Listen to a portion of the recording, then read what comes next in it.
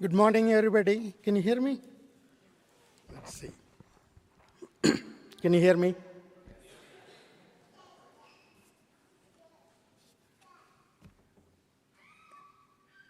Hi. Good morning. It's my pleasure as Dean of the School of Pharmacy and Pharmaceutical Sciences to welcome all of you. We are so glad that you're all here. As first-year pharmacy students, you will be called P1s. You are embarking on an exciting path. We pledge to educate, prepare you to become patient-centered pharmacists who will practice at the top of your license. When you graduate from here in 4 years, you will be prepared to take any path in the field of pharmacy that you are drawn to and excel. With the latest technology at our disposal, you will be on your path to becoming a doctor of pharmacy. You will all become familiar with our new cutting-edge facilities, and some of you have already seen. As you focus on evidence-based, patient-centered care.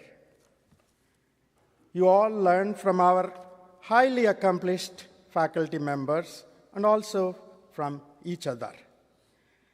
You will also have opportunity to participate in research alongside our faculty and to work in teams with nursing, social work, public health, and medical students through our interprofessional education model.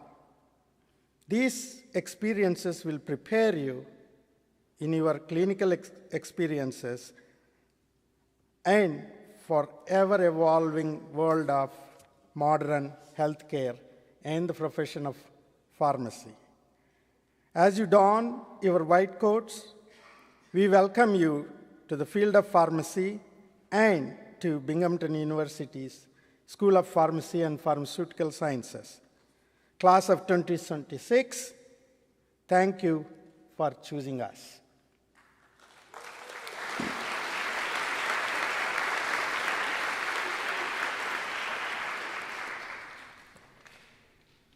I want to thank our piano player, Colin Dilip.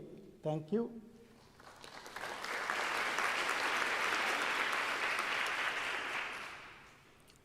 It is now my distinct pleasure to introduce Harvey Stinger, the president of the Binghamton University.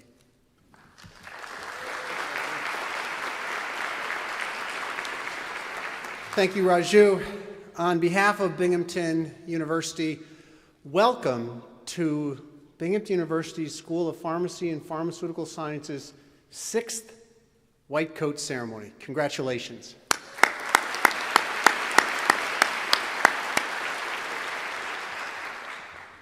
Welcome to the families and friends of our new students.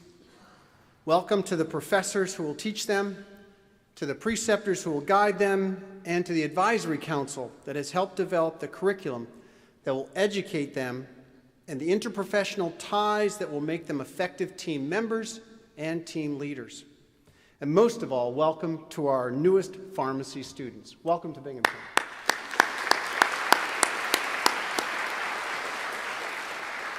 This is an outstanding group of students, chosen from the best and brightest in New York State and beyond. Your decision to join the School of Pharmacy and Pharmaceutical Sciences identifies you not only as bright and motivated individuals, but more importantly, as men and women who are committed to improving the world through innovative discovery and service to our communities. And I'm confident that you will excel here because we have the best teachers and the best scientists who work closely with our students to ensure that they succeed in their academic careers. You are joining a school that in 5 short years has grown to include over 50 faculty and staff and more than 400 preceptors who will guide you through your professional development. Of course, the best students and faculty deserve the best facilities, The pharmacy building where you will be taking your classes and do most of your studying is at the heart of Binghamton University's Health Sciences campus. In development for nearly a decade, this campus is one of the largest, most important projects the university has been involved with, probably second only to the establishment of the Vestal campus more than 60 years ago.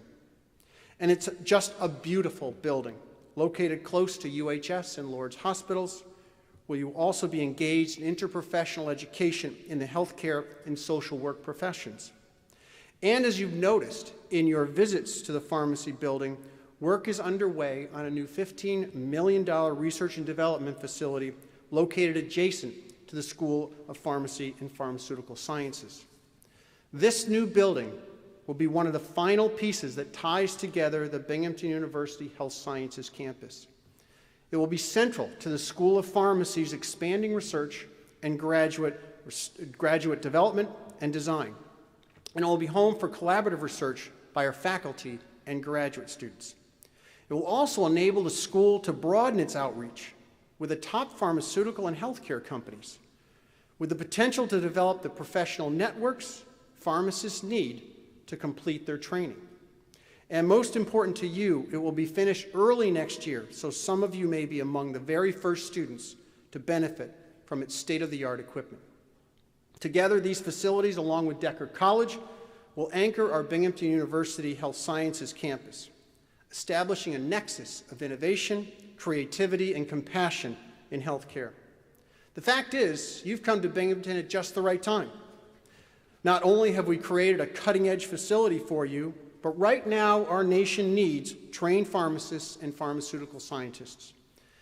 Experts expect that there will be a high demand for pharmacists and pharmaceutical scientists as our nation turns to trained professionals to supplement and support our overburdened healthcare providers. Patients may see their doctor once or twice a year, but they interact monthly, even weekly, with their pharmacist. Already, we've seen the crucial role that pharmacists can play in improving public health, for example, by administering the COVID vaccine. And we can expect a continued reliance on our pharmacists to address many of the healthcare challenges we face. And so today, we are proud that each of you will take the first step on this journey of service, stepping into the white coat that identifies you as a member of the healthcare profession. I think that it's a great tradition because it reinforces the idea that as you put on your coat, you're actually shouldering a new role with new responsibilities. It's a call to recognize the duty you have to the people you will be treating and to accomplish your tasks with professionalism and high ethical standards. And I'm confident that all of you will rise to these responsibilities and make Binghamton University and our community a great place. Congratulations to all of you, and good luck on your coming studies.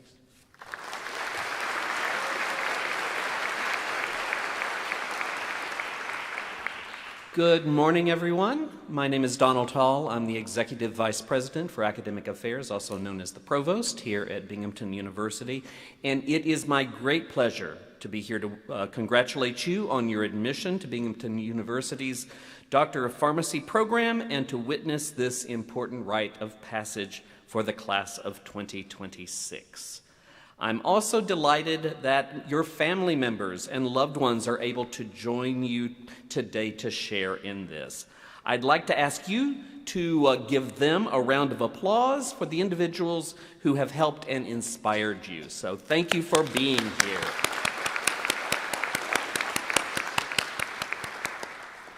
I'm sure you're nervous, but also excited to embark on your journey toward the Doctor of Pharmacy degree, as you well should be. In 4 years that I'm sure will fly by for you, you will enter a profession with unlimited opportunities, a profession whose scope of practice is evolving and expanding on an almost daily basis. Healthcare, as you know, is America's largest industry, and you are positioning yourselves to be part of the dramatic changes it is undergoing.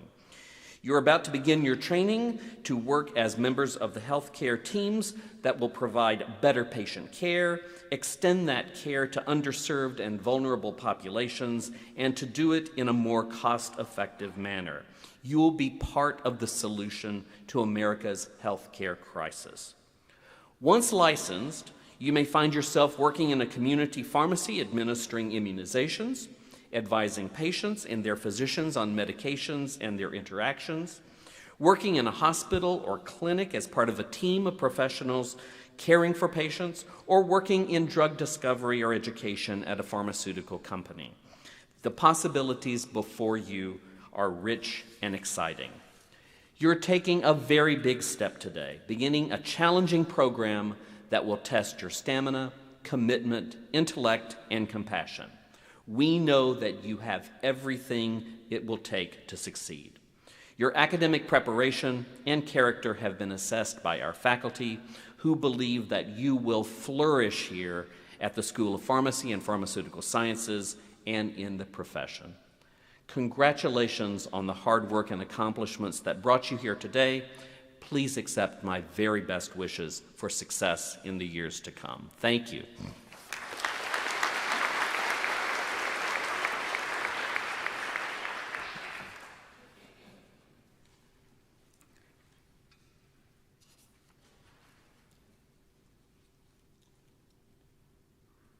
So I want to little bit to talk about the next speaker, member of the Dean's Advisory Council.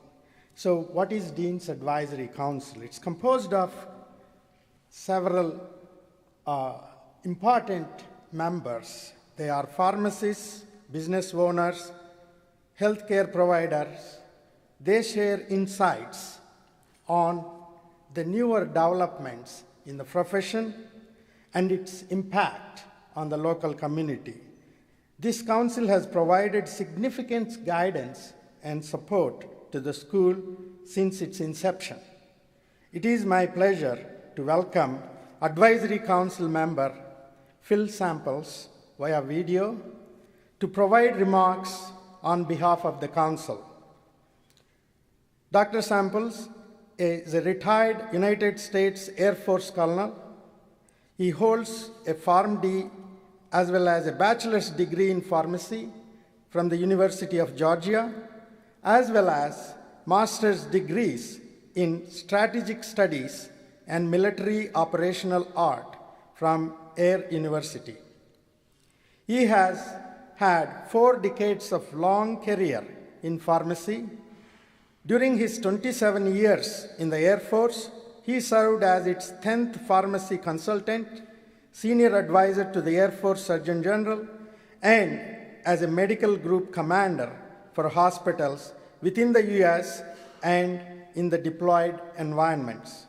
At one point, as Deputy Commandant Surgeon for the Air Force Materiel Command, he has led all clinical oversight, strategic planning, training of more than 6,300 medical professionals in 9 treatment facilities.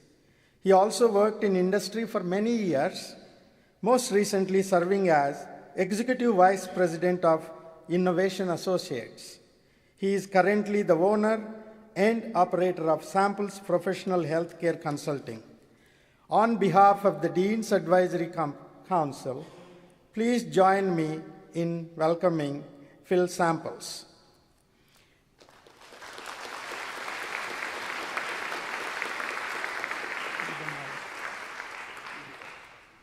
The video will come. Thank you, and welcome to the White Coat Ceremony on behalf of the Dean's Advisory Board. For the next 3 minutes, I want to quickly acquaint you with the Dean's Advisory Board and our mission. The board represents a wide range of academic, corporate, and industry professionals, and community and business leaders with a diverse background in practice settings and experience that provide critical input to the dean and faculty as they map the future of the school. Our mission is to support the dean on a variety of issues in support of the college and its academic accreditation by the ACPE. Although the school is young, it has already established itself as a premier institution of higher learning, and as you all know, achieved full accreditation at the first opportunity. As a representative of the Dean's Advisory Board, I want to take a moment to commend and thank the founding dean, Dean Gloria Meredith, for her genuine friendship to all the board members and her vision and dedication to the school, and we wish her the best as she enjoys her retirement. I also want to welcome Dean Raju as he continues the vision and mission of this institution. You have chosen a profession, and the school has chosen you. It was 45 years ago this month that I was sitting in your seat as I began my professional pharmacy training. I can tell you, you will be challenged academically over the next 4 years, but I will also challenge you to appreciate and understand pharmacy, like all other medical professionals, is a profession that demands lifelong learning due to how rapidly technology is facilitating the change and how new diseases and treatments make this learning critical. During my career, we saw the emergence and learned how to deal with HIV/AIDS. We saw the mapping of the human genome. We saw the introduction of genetic modification to produce new therapies. We witnessed things as fundamental as hospitals moving from ward stock to unit dose. We saw the transition to the All PharmD program. We saw pharmacists gain prescriptive authority. The university has sought out and recruited some of the best academic and research faculty available in any pharmacy school in the country. As advisory board members, we meet and work closely with the dean and the faculty. We learn about and see their areas of focus and research. The faculty are here to prepare you to meet the challenges you face throughout your career. The profession of pharmacy offers many avenues to practice that range from academic to industry, from retail to hospital, from remote clinical pharmacy on a reservation to the sole pharmacist on a hospital ship. The opportunities are vast and they await you. So my personal challenge to you as you navigate this phase of your pharmacy career is to make your connections, find your mentors, find your interest and your passion, and commit to lifelong learning. I appreciate the opportunity to meet with you, introduce you to the Dean's Advisory Board, and I wish you great success as you navigate your pharmacy academic career.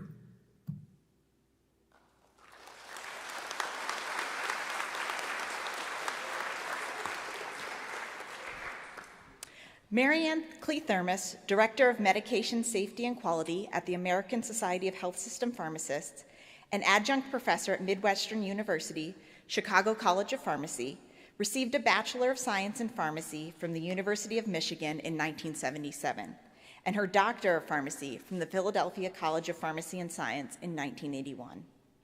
An experienced clinical pharmacist, her expertise is in pharmacist reimbursement, medication optimization, and safety and quality attainment associated pharmacist services, particularly in new healthcare models and value-based payment systems. She's been an active contributor and held important positions in numerous pharmacy and healthcare associations, notably the American Society of Health Systems Pharmacists, the American Pharmacists Association, and the Pharmacy Quality Alliance. She has received numerous awards, including Pharmacist of the Year, the Shining Star Award, and the Amy LaDolce Mentorship Award from the Illinois Council of Health System Pharmacists, the Distinguished Service Award and Distinguished Leadership in Health System Pharmacy Practice from ASHP, and the Chicago College of Pharmacy Outstanding Faculty Award and the Daniel B. Smith Practice Excellence Award from the American Pharmacists Association. On a more personal note, I met Marianne on a PGY1 community pharmacy resident in Illinois at Midwestern University when she was a professor there. She's one of the 2 editors on one of the first texts you've been introduced to at Binghamton University. Dr. Pauling tells me you went over it Thursday, how to implement the pharmacist patient care process. She's an interesting, kind, and intelligent person and I'm so excited to have her here to speak to you today. Please welcome to the podium, Mary Ann Cleethermis.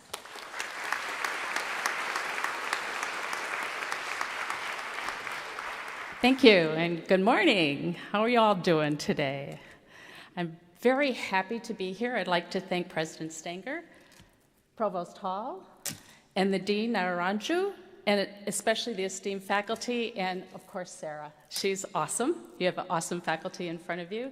And for me to have the honor here to welcome you as the class of 2026, and also to welcome the parents and friends that you have here. And let me take this moment to say to you, thank you, in case they haven't done it. I'm sure you've helped them many ways along the way to get to this point. I know I have 4 kids, and they went on to do all kinds of things, so they do come and thank you eventually. So thank you very much as you enter this journey into the profession of pharmacy. So in contemplating this talk, I was thinking about when did I first put on a white coat? And as you heard from the years I graduated, it was last century, so I am old. I didn't put on my first white coat until my first job at Henry Ford Hospital in Detroit, Michigan. And what was happening at that time was a new novel experience to put pharmacists on patient care floors. So I was one of the first pharmacists on the floor, and they gave us a white coat at that point in time that had my name and pharmacist on the label, embroidered really nice, so they knew who this new person was walking up and down the halls, trying to help in whatever way they could, not really knowing what I was supposed to do, but I was there. And it turned out to be a life-changing moment for me because it's what put me into the clinical pharmacy realm. So that had me wondering, since that was when I put on my first white coat, when did this white coat ceremony start? So I went and did a little history looking, and I found 2 stories. The first story was in 1989 at University of Chicago, which I thought was interesting because worked most of my career in Chicago. And it was a professor who was very upset and went and complained to the dean that students were showing up in shorts and, of all things, a baseball cap. And he wanted them to be much more professional. And I laugh about that because I went to Michigan. And if anyone, maybe parents know, back in 1972, Michigan was a very liberal place. And I entered there as a 17-year-old. And what we used to wear was Earth shoes. They're the precursors of Birkenstock, I think. And jeans with rips in them. Are we sounding familiar? Tie-dye T-shirts.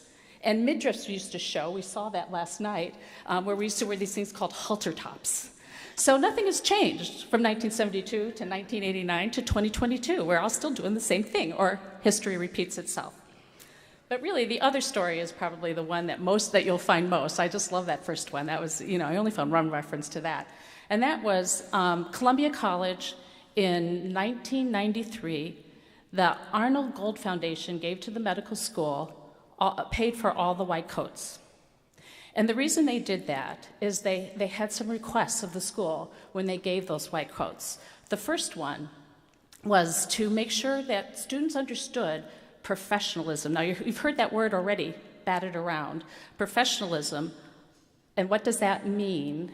And so that it gets into your vernacular when you first start instead of waiting till the end. And now all of a sudden, we're going to put professionalism, and what does that mean?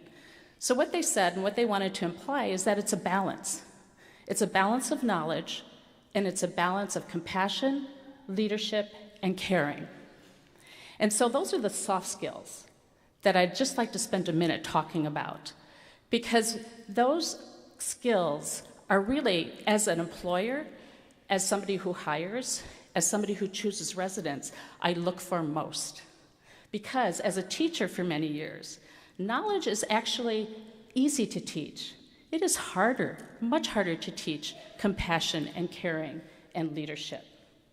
That has to come from within in many instances. So I want you to practice that. That is one of the things I want you to do, not just practice knowing the knowledge that you have to learn, but practice those things. And my remarks are going to go around that for the most part. So that brings me to why a white coat, okay? Why do we wear a white coat? Well, history, again, goes back to 1880, when physicians and scientists put on a white coat so they can differentiate themselves from the snake oil salesman who used to go around. You know, remember Wizard of Oz? You know, the snake oil salesman that went around? And I'm not so sure that they're not here still today. But anyways, that was a way of differentiating. Prior to that, physicians actually wore black. And the reason they wore black was because the people held at most high esteem were religious leaders, and they usually wore black. But they switched to white back then. So that brings me to what is white? You know, why a white coat? What's that metaphor for? So let me ask you, what do you think of when you think of somebody wearing white? Anybody? Doctors, okay. Out of healthcare. Brides, right? Brides symbolizing love. How about angels? You know, angels, you never see them in any other color than white. How about cowboys in the white hat? I mean, some of you gray hairs out there probably remember as a kid watching The Lone Ranger. He was the cowboy that was always in white, and he always did good. So what I'm describing is the characteristics of being good, compassionate, you know, good versus evil. After all, you know, none of us would want a healthcare provider that doesn't have those characteristics. So I'm going to pull a little bit from an article that was written in 2009 that I really enjoyed. And that article was written by a married couple of pharmacists named Brown and Farrell, and they talked about what is professionalism in pharmacy. Okay, and see if you can guess what they considered the three top domains. One you might be able to, because I already talked about character. So the top and the first domain was character.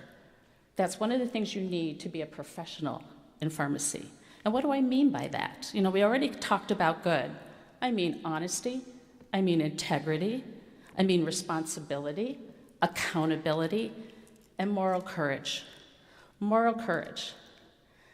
The ability to do what's right even though it's hard. The ability to say, I messed up. Allow yourself to fail and learn from it. But also in there is integrity and honesty. After all, would you want somebody taking care of your family that wasn't honest with you, that was lying to you as a healthcare professional, that didn't care about you? So think about those characteristics. You wouldn't want that. Those are the characteristics that you need to build into your everyday life. I mean, and I know, you all know, we're human, right? You've got a rigorous 4 years ahead of you, and you've got a very demanding job, profession. There will be times that you're going to cut corners. There will be times I'm just going to copy this so I can get this done. There will be times you see things and you know it's not right, but I just don't have time to do that. We all do. We all will fail in that regard because we are human. But most of my career, which Sarah didn't highlight, has been in safety and quality. And I can tell you, cutting corners, those behaviors create problems for patients and lead to bad outcomes. Today, we have a $530 billion problem in the United States of med errors and med adverse events. So I challenge you right now, as you go through your career, figure out how to fix that. Figure out how are you going to contribute to fix that? And also to practice those skills that I talked about characteristics. You know, it's my job, it's your responsibility as a pharmacist for every aspect of the medication use process and to make sure it's safe and effective for patients. You know, do what's noble, do what's right, your patients deserve that. First characteristic that white coat represents. Second one, why do we wear a coat? Why is it a coat? Why isn't it just a shirt? Well, one of the reasons, if I look back, and some of you who've practiced for a long time may know, I actually started practice when there were no computers and there was no cell phone. So we used to have in our coat that pocket full of pens because we did a lot of writing, not typing, we did a lot of writing. And we used to have, you know, I'd have a stethoscope in one pocket, and then my other pocket I had this 3-ring binder, and we all did. We called it our peripheral brain. because that was the only way we could have the information at our fingertips. And we used to keep all those things we couldn't remember in our head in that break. Now you've got up to date and all this stuff. You can just scroll through. You got Google. Hey, you got Google. We didn't have that. So the point is, why we wear a coat is it is a tool that we use to have with us the knowledge pieces and the tools that help us make decisions and make the right decisions for our patients. I mean, we need to make the right decisions for our patients. So the second pillar of professionalism is competence and knowledge. But the elements are going to be a little bit different than what you think. Okay, the first element that I'm going to talk about is self-learning. You need to know how to self-learn. I hate to break it to you, but there's no way that your professors can teach you every single thing and put it into your brain during these 4 years about medicine, about disease states, about healthcare. You already heard from your video, there are new diseases. When I graduated, HIV was an unknown. There's COVID this year. So you need to learn and take this time to learn, because it'll be so valuable to you when you get out to figure out how to self-learn. And so I'm going to say something right now. There will be no professor-provided study guides, because I do not like study guides. And the reason is, you can't self-learn. It's somebody telling you everything you need to know and not you figuring out what you need to know. So I'm going to give you a suggestion. Before you have that lecture on diabetes or heart failure or hypertension, read the chapter in the book. See, when you go to lecture, were you able to pull out what they pulled out as the most important thing? Learn that, because you're going to have to use it. There are so many more diseases and so many more drugs that you cannot not self-learn. So that's the first pillar. Don't think you're going to learn everything from being given the information. You're going to learn a lot by doing it yourself. Second thing in knowledge, stay current. And that means you need to be proactive in your learning. It's a lifelong learning process being a healthcare professional. There are 50 to 90 new drugs that come out every single year. And as I already said, new disease states, new conditions, new turns for another condition. There is so much literature that's produced every single day, making things better for healthcare. And do you know how long it takes once a discovery is of something that's going to prove beneficial to patients for everyone to adopt it in practice? Any idea how long that takes? Right now in the United States, that takes 20 years. It's because people aren't staying up to date. That's your responsibility, and that's my challenge to you. One of the most important things I got when I got my PharmD degree in 1981 was one of our professors saying, okay, you got to read the pharmacy literature and be connected with at least one pharmacy organization. But if you're going to be primary care, or if you're going to be cardiology, these are the 4 journals that you need, medical journals, primary literature that you need to read. And what I say is primary literature, not somebody's summary. I'm talking about the actual studies and knowing them well. So your evidence-based class, even though I know every student hates it, in every college in the United States, is probably one of the most important classes you'll get. So even when you're suffering through it, learn it. Big advice. I'm going to tell you, it was key for me not to be an outdated pharmacist at my age, which could easily happen, and could easily happen to you. So figure out when you're going to read that stuff. I used to do it while my kids are practicing for soccer, or on the train, or riding in the car. I figured it out. Figure it out for yourself. So, and then the third thing about knowledge is how to apply it. Okay. This is a really critical piece that you'll need to learn. So one of the things that I always kind of cringe with pharmacy school, and as a professor and as a student, it was, information in, and it's either right or wrong on the test, right? There's no in between. In healthcare, though, it's very gray. And the reason why it's gray, because almost every patient doesn't fit textbook. You may get 1 or 2, but most don't fit textbook. And so you have to adapt what you know and try to figure out, how am I going to make this patient better with what they're going to do, or with what their circumstances are going to be. So I can tell you a story. I remember of one of my students. I was trying to work with a patient who had really high cholesterol. And he just didn't want to take a statin. He just wasn't going to do it. And I had to kind of work with and bargain with him, and we agreed that we would try it 3 days a week.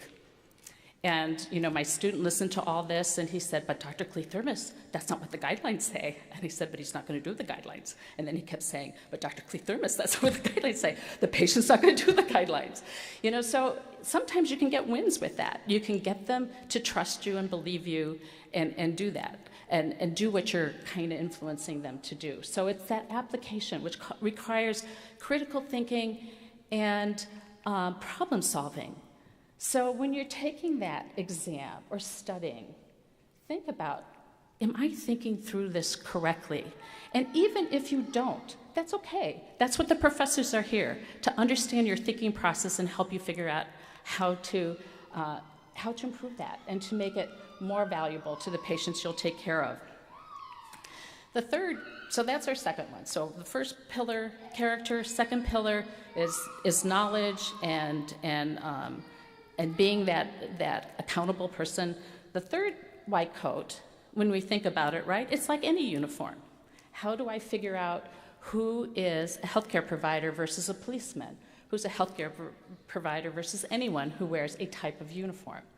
So it's telling the people out there that know nothing about you that you may have something that I need to answer a question that I need to take care of or to provide a service that I'm in need of. So what is that? That is connection. Some people may think, well, that's really communication, but I'm going to say it's much more than communication, because there's an old saying that many of you have probably heard, but it's so true when you start taking care of patients. They will listen to you when they know you care.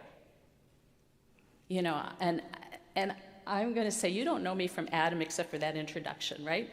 And sometimes patients don't know you, and if you're going to say, you need to stop smoking, and they're going to go, yeah, who are you? You know, yeah, right.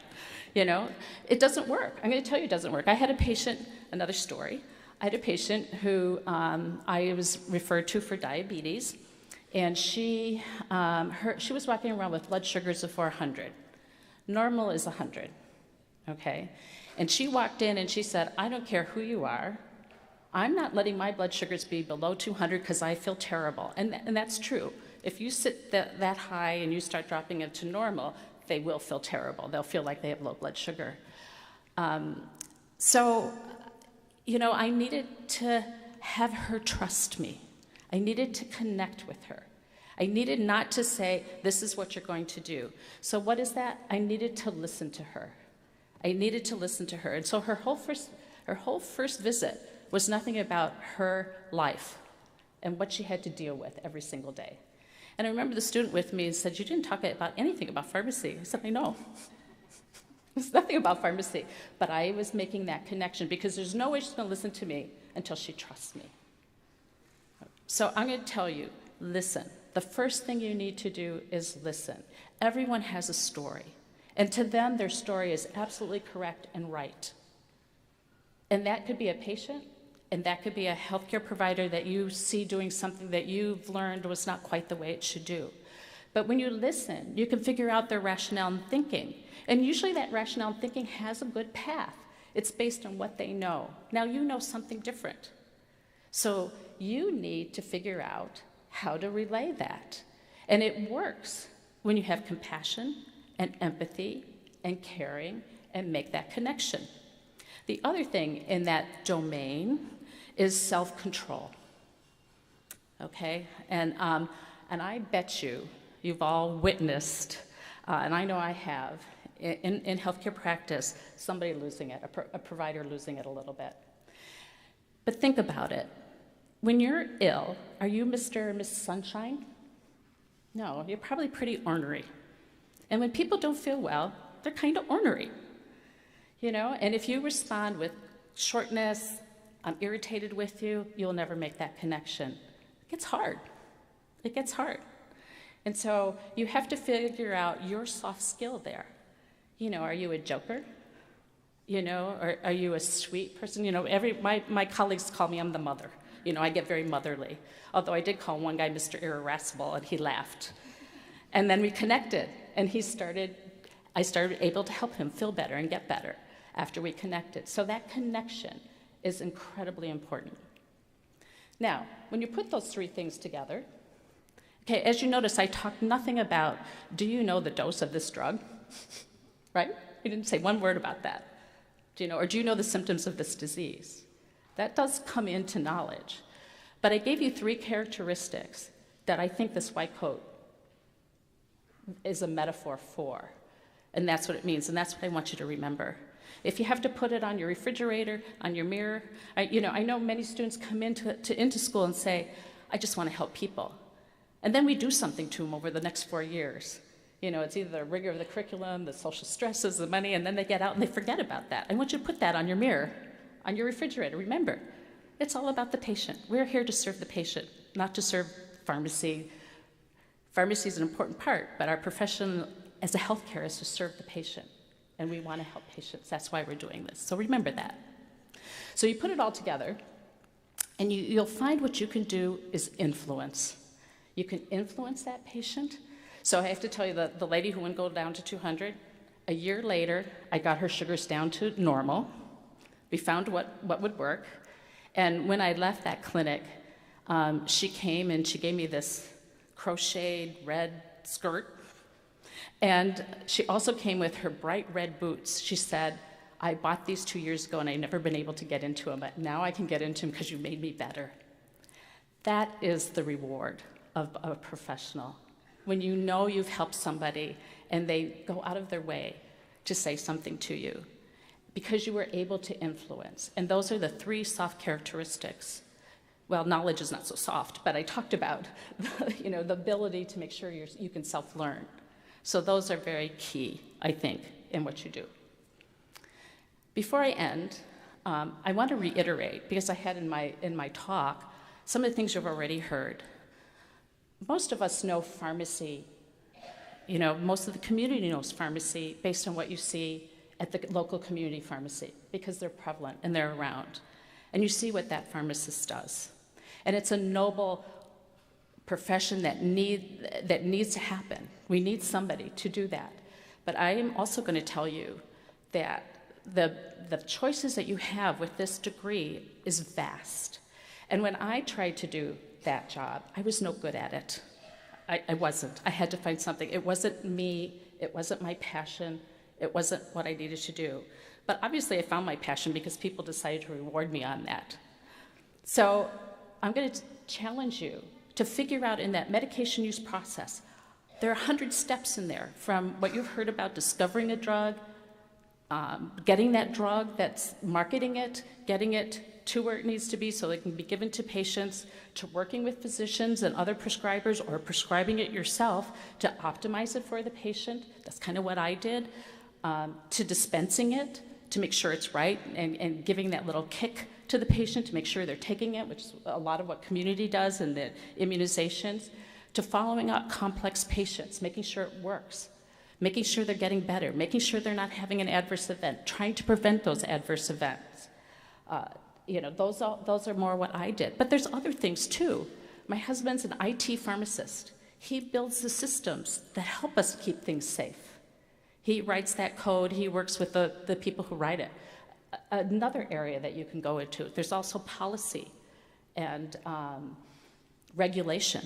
There are some wonderful pharmacists working in the CDC, in the FDA, in CMS, and in state government, that you can really find your opportunity. So my point is, this is your opportunity during these 4 years to discover your passion. And even if you don't worry if you get it. It took me 2.5 years to find my passion.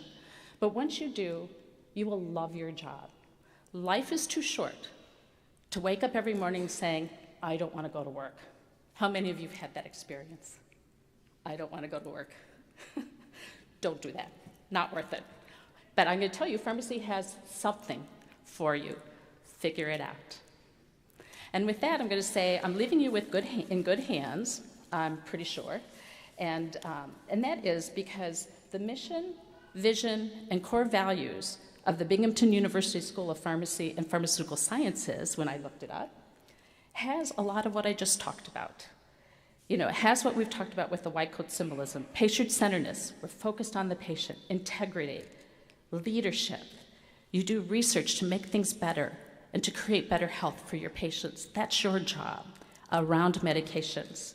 So we are counting on you, your ingenuity, your creativity, your new ideas. Don't be afraid to say them. Sometimes when I was this, I would say something way off the wall just to see if the students would challenge me, because I wanted them to challenge me. I wanted them to be thinking. So don't be afraid to do that. So use your skill. Remember those characteristics of professionalism. We're counting on you. We're counting on you to fix that $530 billion problem we have in this country. So think about that as you work through. Say, this is my goal. I want to do this. And with that, I hope to witness great things coming out of this class. And I hope one of you will have that same kind of thing that I have. Because I can tell you, when I was in your shoes, there's no way on earth I ever thought I would be here or I'd get any one of those awards. It was never on my radar. But it will happen. Just look for your opportunity and look for your passion. And with that, congratulations on getting here and good luck.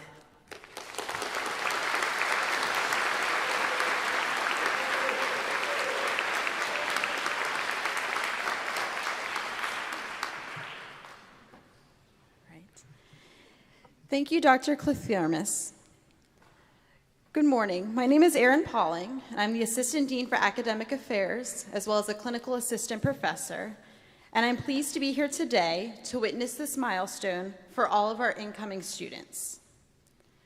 As Dr. Clithiarmus began speaking about, white coat ceremonies have traditionally been used by schools of pharmacy as an outward sign of an inward and personal commitment to the profession. As our students walk across the stage today, they will receive their white coat and take the first step to that lifelong commitment to the pharmacy profession. I will introduce each student, and they will proceed to the center of the stage to be coated by the following faculty members: Dr. Elizabeth Hegman, Assistant Director of Skills Education and Clinical Assistant Professor, and Dr. Nicholas Schweier, Assistant Dean for Experiential Education and Clinical Associate Professor. Students, please stay seated until your row is called to the stage, and please remember to provide ample space between you and the individual in front of you. Those in the first row, please stand and proceed to the stage to be coated.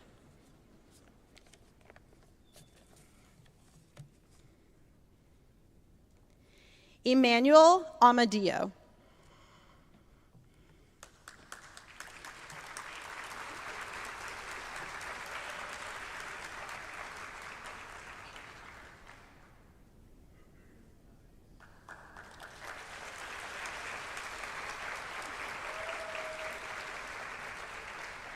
Stephanie Apia.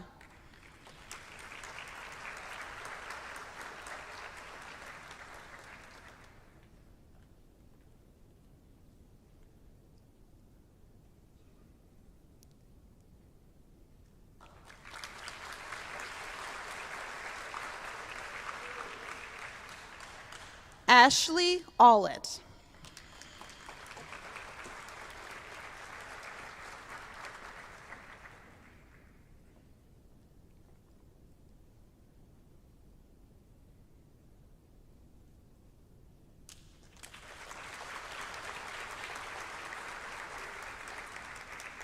Rachel Barrett.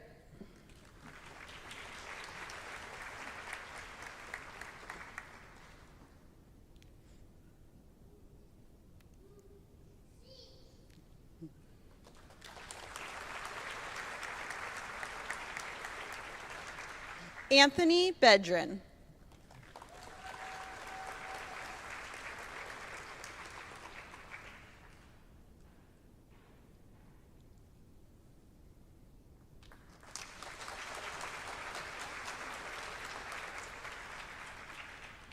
Sarah Benedict.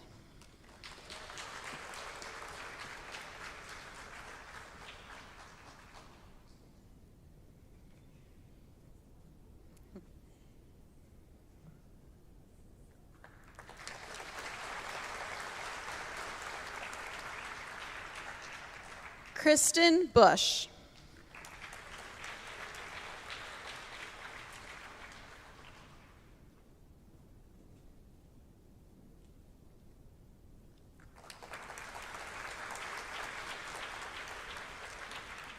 Nicholas Caparelli.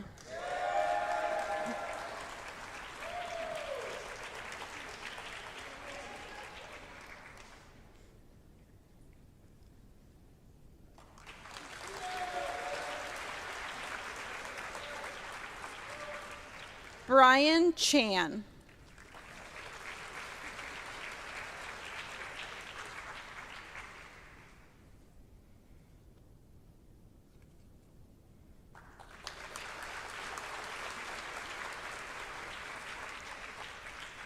Vivian Chen.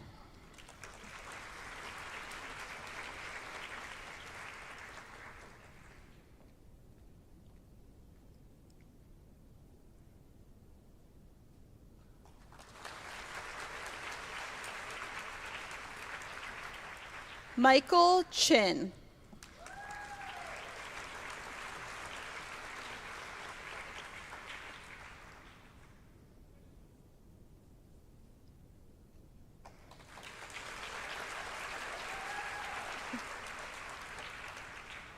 Nikki Crawley.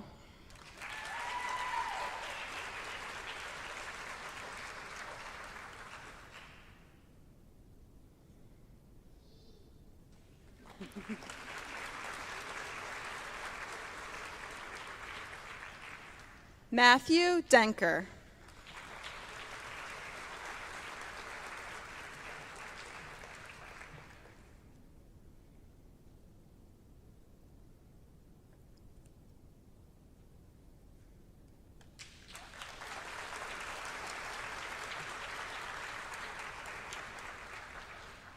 Trevor DiCarlo.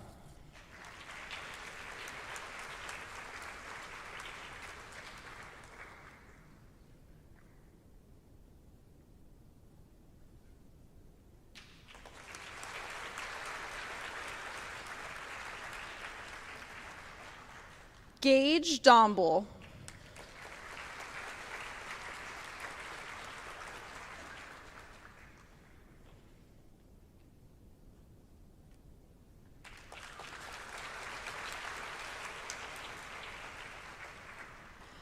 Mommy Frimpon.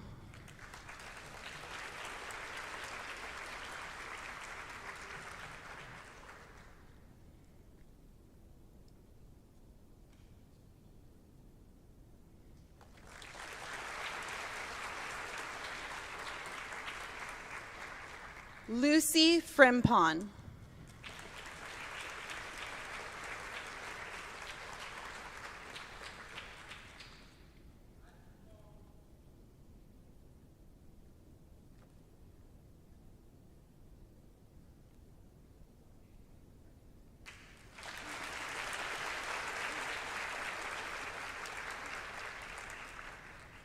Cindy Gallo.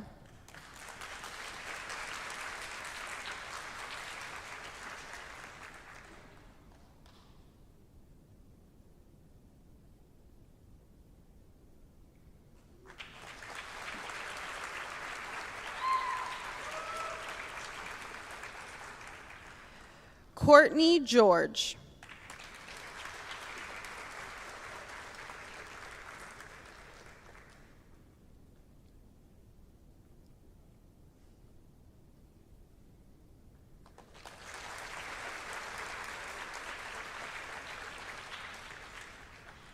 Sierra Girardi.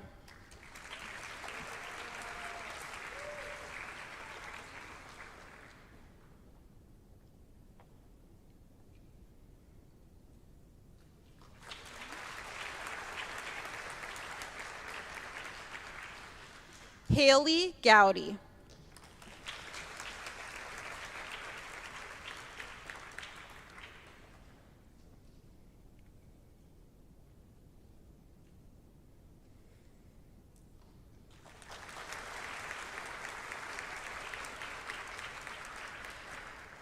Corey Graziotti.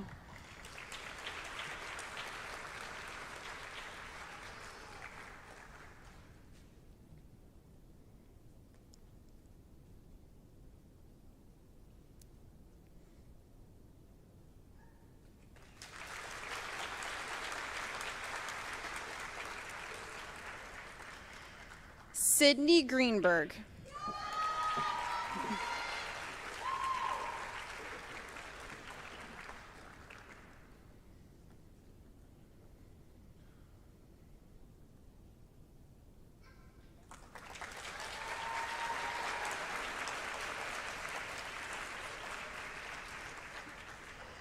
Shani Hanan.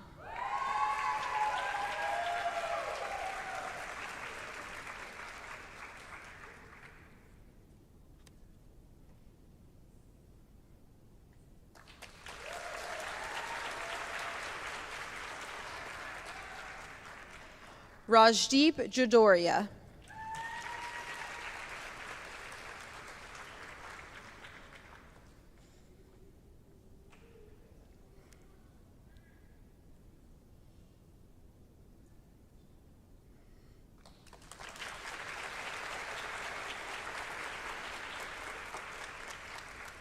Nathan Jang.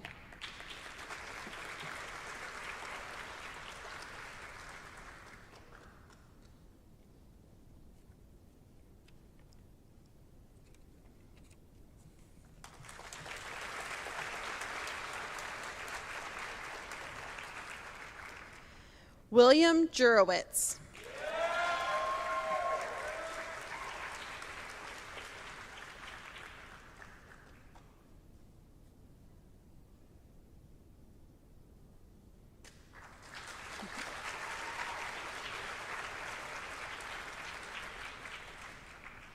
Maria Khan.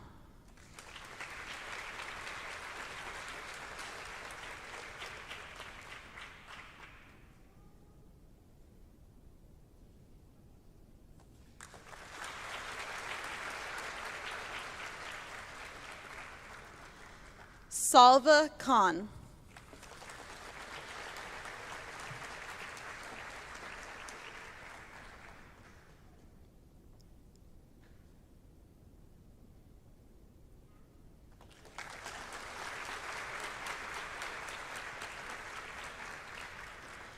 Samuel Kabibi.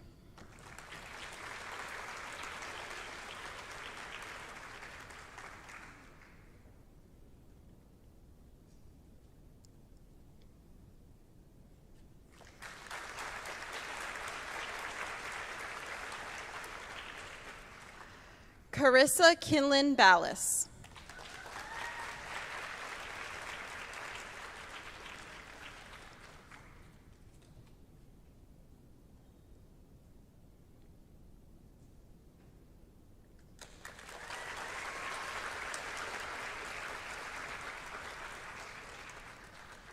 Jonathan Karotkin.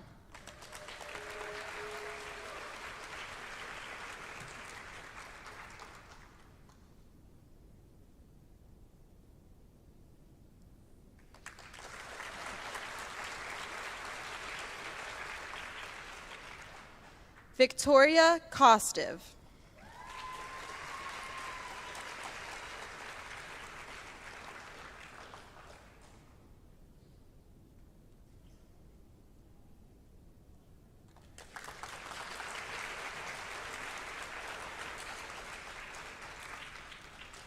Caitlin Krejci.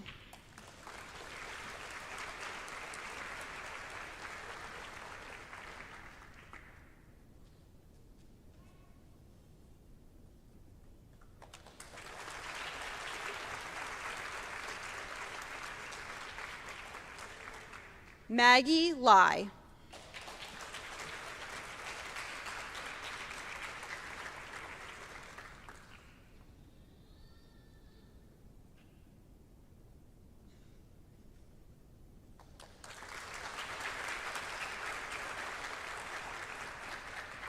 Lena Lynn.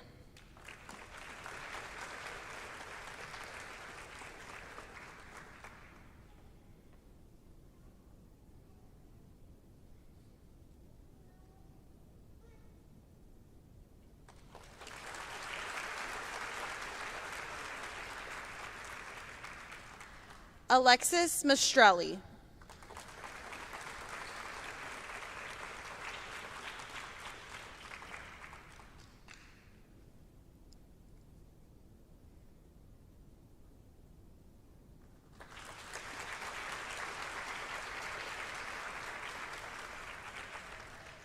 Dante Mento.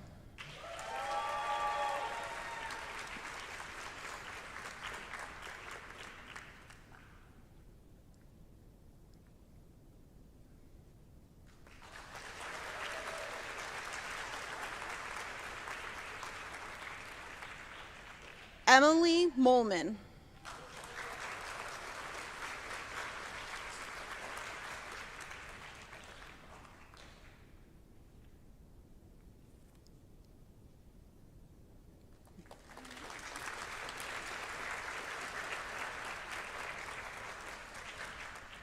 Harris Music.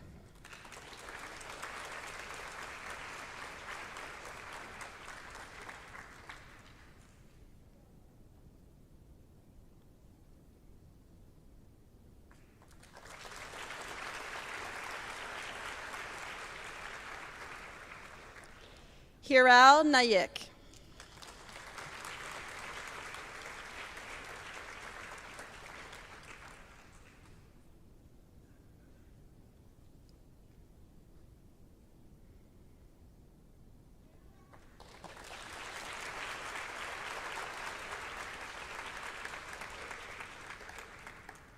Jason Opong.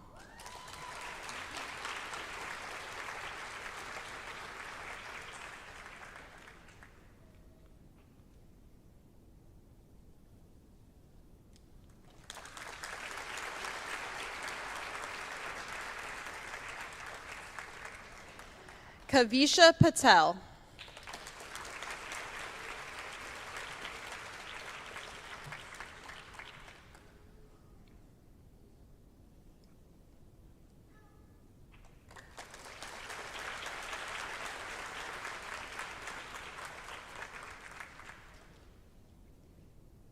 Students in the first row, you may be seated.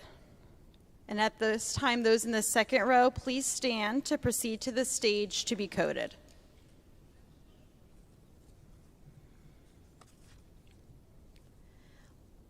Lynn Pereira.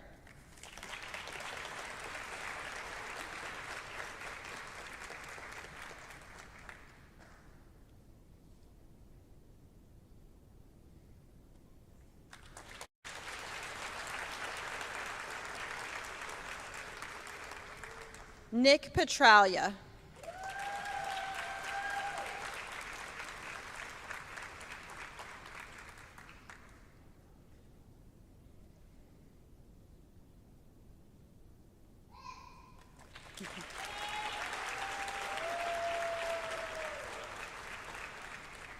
Hamza Rashid.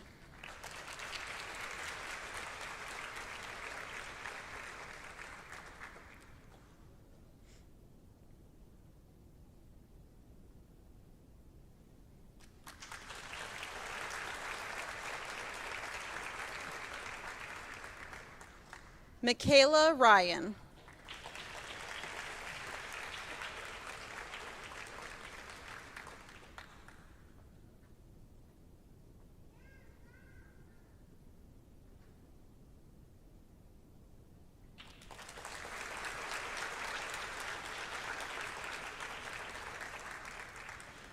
Iwana Sandrew.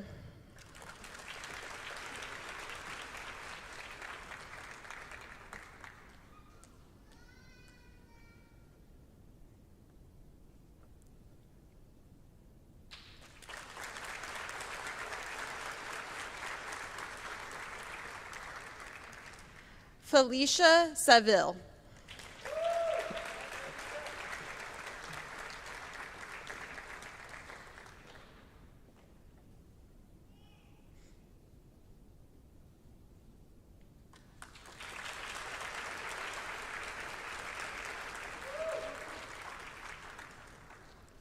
Christina Schnee.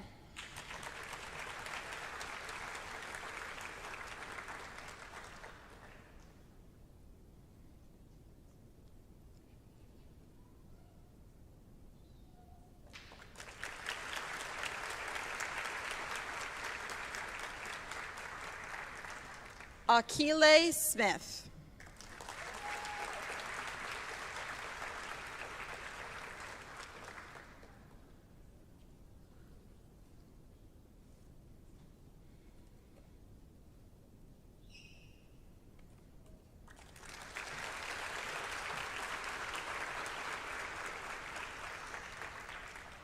Olivia Toby.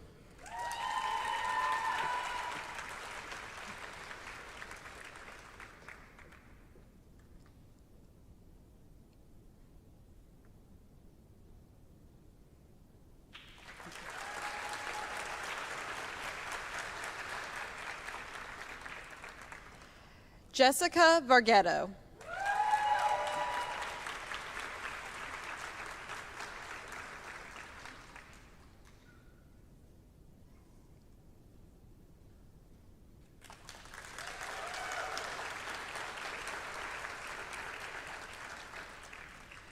Terrell Vassell.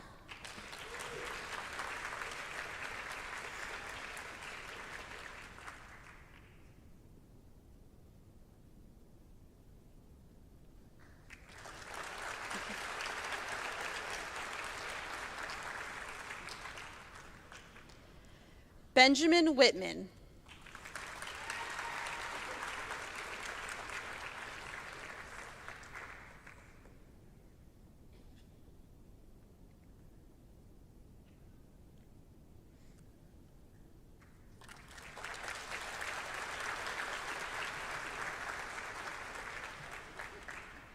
Aaron Wong.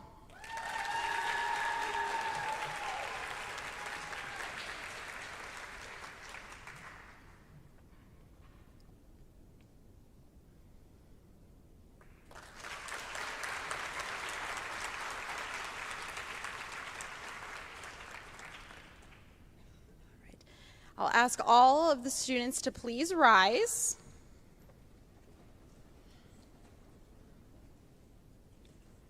And everyone, please join me in congratulating all of the students joining the class of 2026 who have now received their white coats.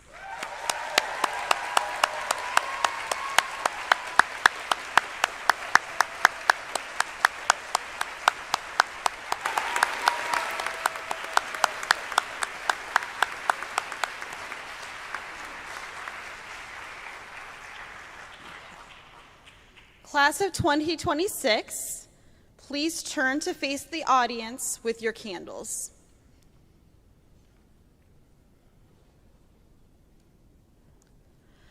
A part of the commitment to the pharmacy profession is to become a lifelong learner, perhaps a self-learner, as Dr. Clethermis discussed this morning.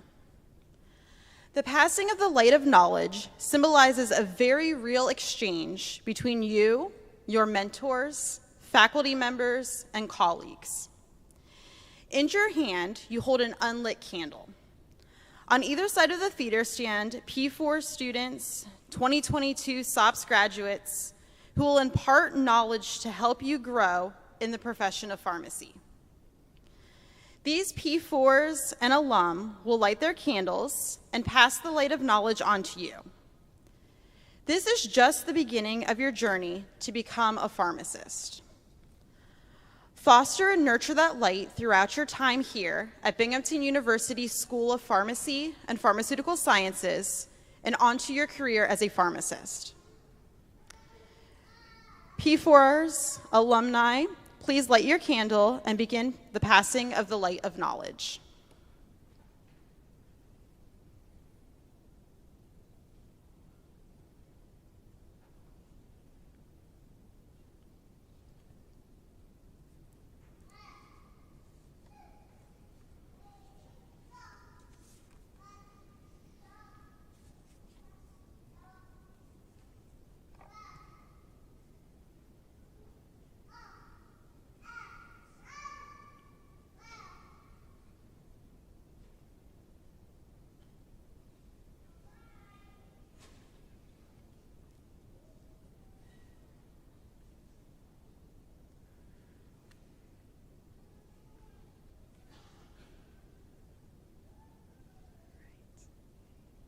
As we snap our photos, let's give them another round of applause.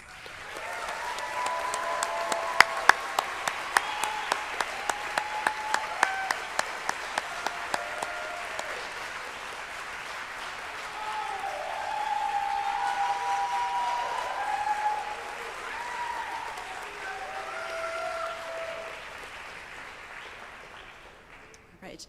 With your candles remaining lit, students, please turn back to face the stage and remain standing as I call Dr. Karen Beth Bowen, Interim Associate Dean for Education and Engagement and Professor of Pharmacy Practice, to the podium to lead you in the pharmacy oath. The oath is also on the back of your program for reference.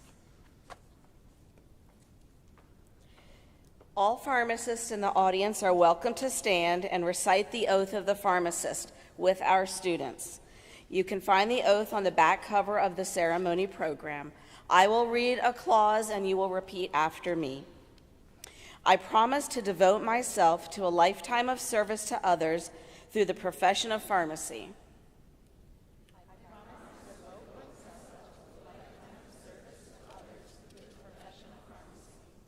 In fulfilling this vow, I will consider the welfare of humanity and relief of suffering my primary concerns.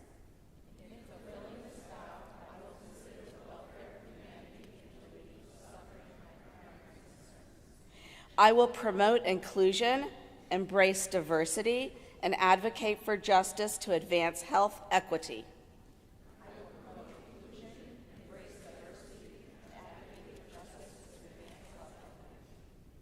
I will apply my knowledge, experience, and skills to the best of my ability to assure optimal outcomes for all patients.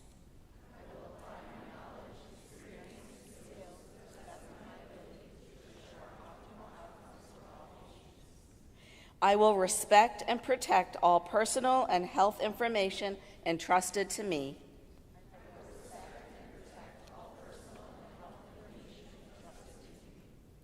I will accept the responsibility to improve my professional knowledge, expertise, and self-awareness.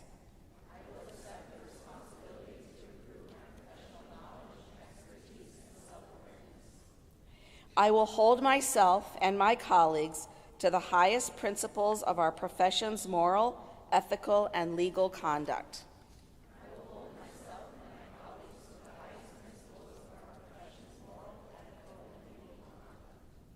I will embrace and advocate changes that improve patient care.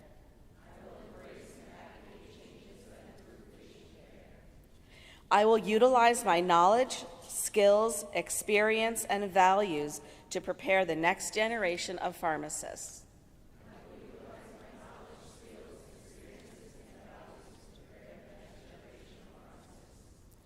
I take these vows voluntarily with the full realization of the responsibility with which I am entrusted by the public.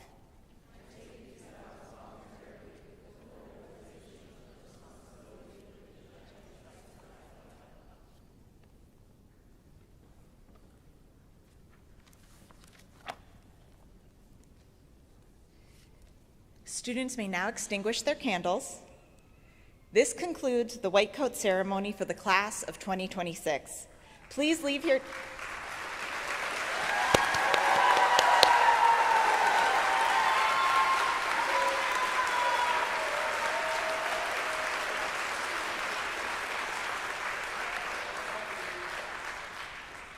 Please leave here today with your white coat as the outward symbol of the lifelong commitment you have vowed to the profession of pharmacy.